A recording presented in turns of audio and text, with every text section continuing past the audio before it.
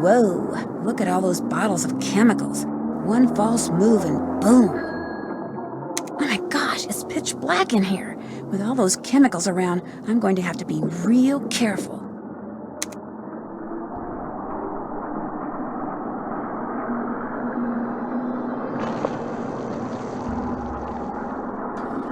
Help yourself!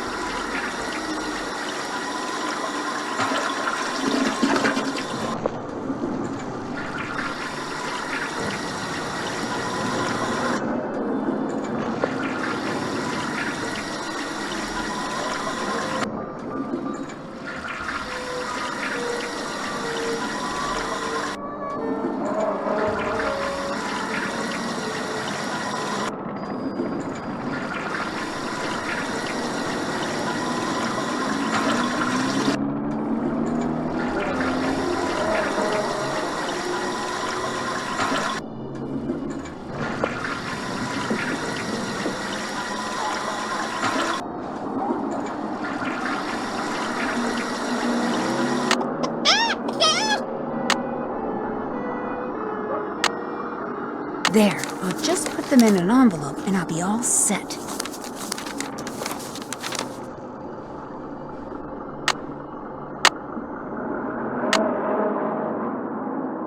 Ah, you made the prints.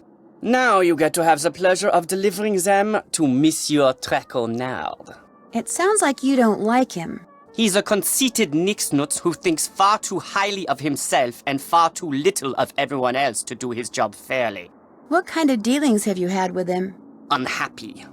I refuse to bow and scrape when I'm in his presence, and he resents me for it. He's not used to that. You see, most people are so afraid he'll write something bad about them that as far as they're concerned, whatever Jean-Mi wants, Jean-Mi gets, no questions asked. Why does Jean-Mi need those prints? Heather said that he wants to use them to illustrate an upcoming story about modern fabrics.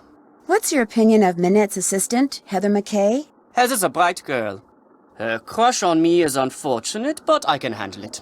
She has a crush on you? It's obvious to me that she does. Dealing with models the way I do day in and day out, I've gotten pretty good at knowing what women are thinking and feeling. Does Heather know that you know?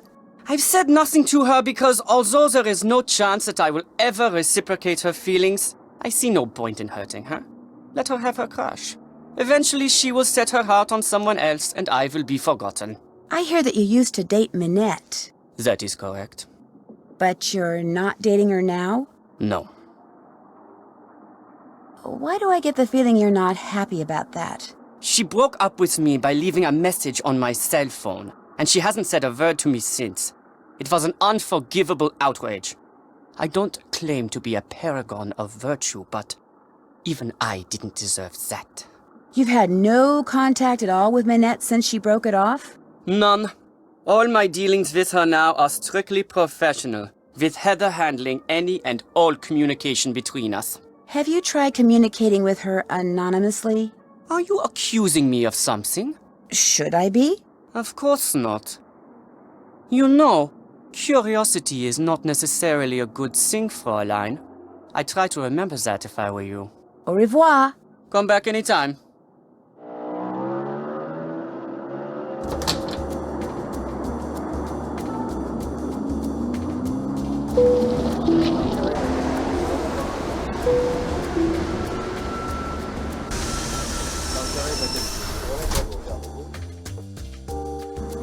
Oui? Excusez-moi, mais êtes-vous Monsieur Traquenard? Please, in English. I do not wish to hear my native tongue butchered while I eat. As for my name, not Traquenard. It is Jean-Michel Traquenard. Jean-Michel Traquenard. Traquenard! Traquenard! Traquenard, Traquenard. Enough! What can I do for you, Mademoiselle... Drew. Nancy Drew. I've just started working for Minette, as an assistant. Oh? What happened to Ezer? I'm not sure what you mean. Ezer Mickey! Huh? Oh, Heather McKay. No, Heather still works for Minette. I'm kind of working for both of them. Our Lady of the Mask has fired 3 assistants in the past 5 months. I hope you are not next. In fact, that Ezer has managed to avoid the axe for this long is truly remarkable. Here, I'm supposed to give these photos to you. They came straight from Dieter von Schwesterkrank's darkroom. I printed them up myself. You are quite doué as a photo developer. Bravo for you, Nancy Drew. Merci.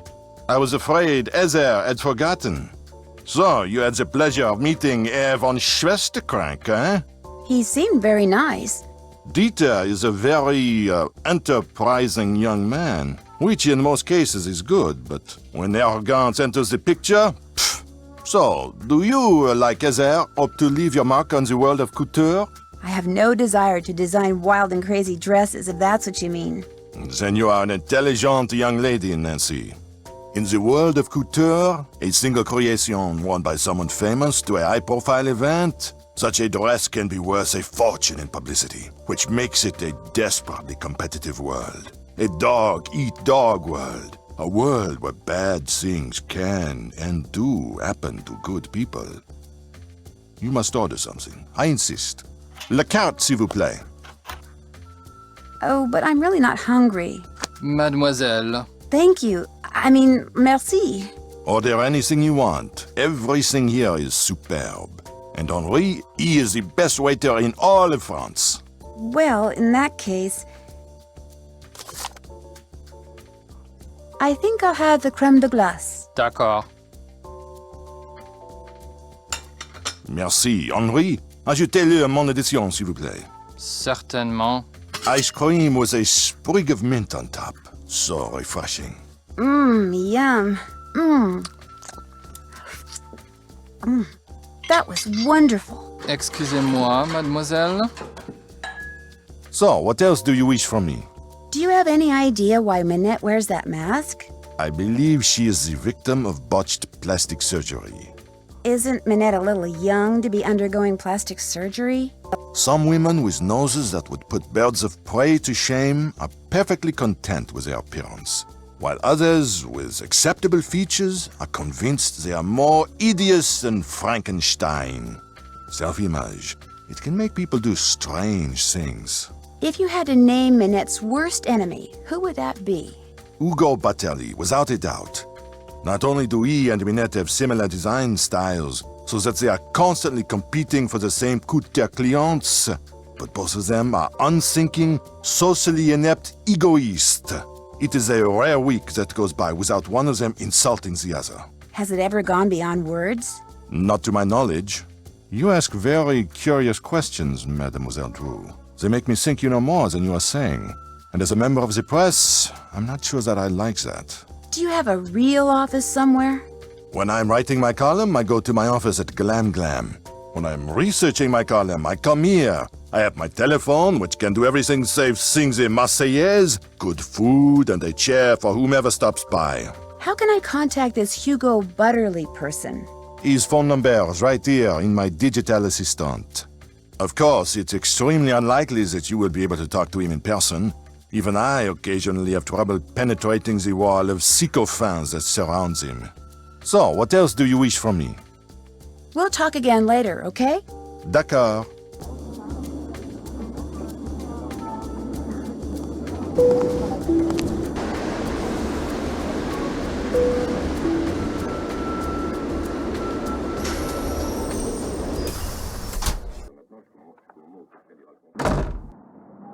Come in, set your things down and come on over here.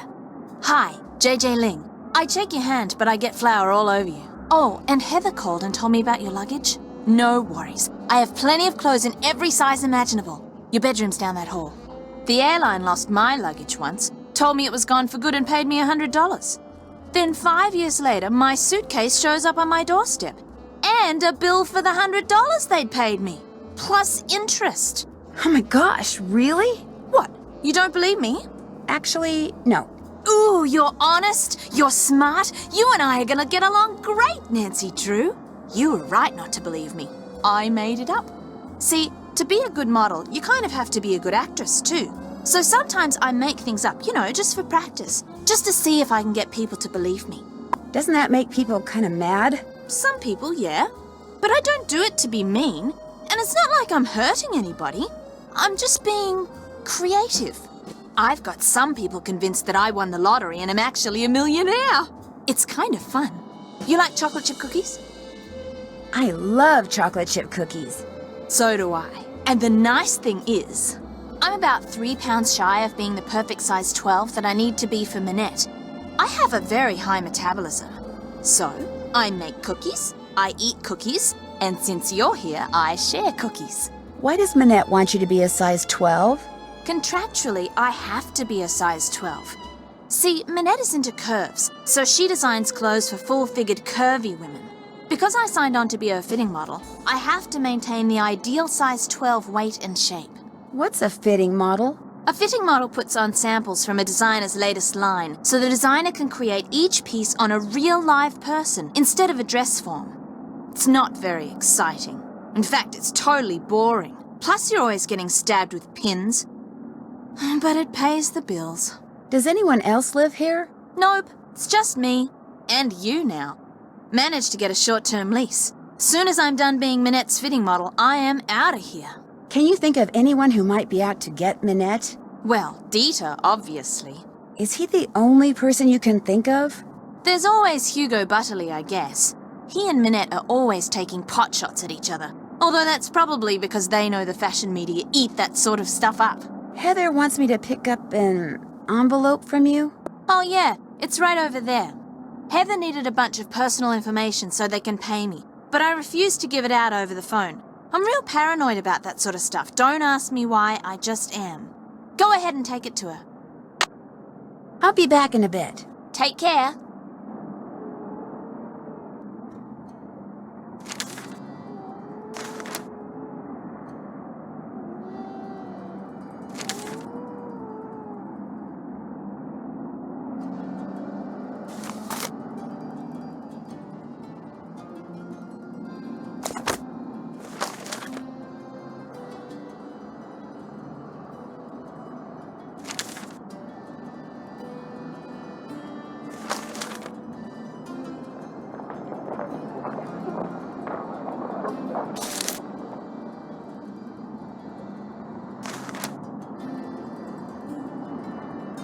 Empty.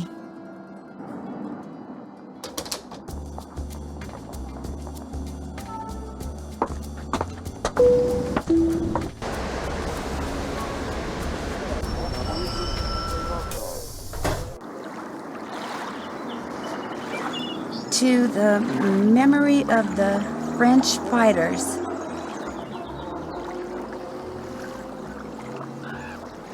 Bonjour. Lequel préférez-vous? Parlez-vous anglais? If you buy, I speak whatever you like. I see you over there at the monument with the Cross of Lorraine. You are a tourist? Actually, I have a job here in Paris, but it's only temporary, so I guess I'm kind of a tourist. Tourists are good. I welcome tourists. I am Malika. I sell fine things from around the world. The others who sell here, they sell things which they pry from the muck of their basements. You see something you like? Well, how much are you selling the green rings for? They are green magic rings. They cost 15 euros. Too much. 4 euros is more like it. Voila. What else do you like? Guess I'm just not in a buying mood. When you come back, maybe then I have what you like. I'll remember that. Merci. Au revoir. Bonjour, mademoiselle. Monsieur Marchand, à votre service. Bonjour, Monsieur Marchand. American tourist? Sort of. Is that okay? I like Americans. They are smart. I sell good stuff and they can tell. So, what are you going to buy? Well, what's in here? A movie? Oui, it contains an American short film. I'm not sure if it is about a beloved beast of burden in Tibet or about someone who talks a lot, but it has won many awards, and the fact that it is in a nice blue canister makes it well worth 84 euro. Would you take 21 euros instead? Vendu. What else tickles the fancy? I really don't want to buy anything right now. By any chance, does Mademoiselle wish to earn some money? Maybe. How? The tourists, they like to buy hand-painted reproductions of famous works of art. But as you can see, it is difficult for me to paint them. But for a young woman such as you, it is easy. You want me to paint the reproductions? You see, the lines are already there. You look at the original painting, you put paint on your brush, you paint between the lines. Voila! A painting which the tourists will gobble up. And I pay you 15 euros for each one you complete. Do you wish to start now? Definitely. But of course.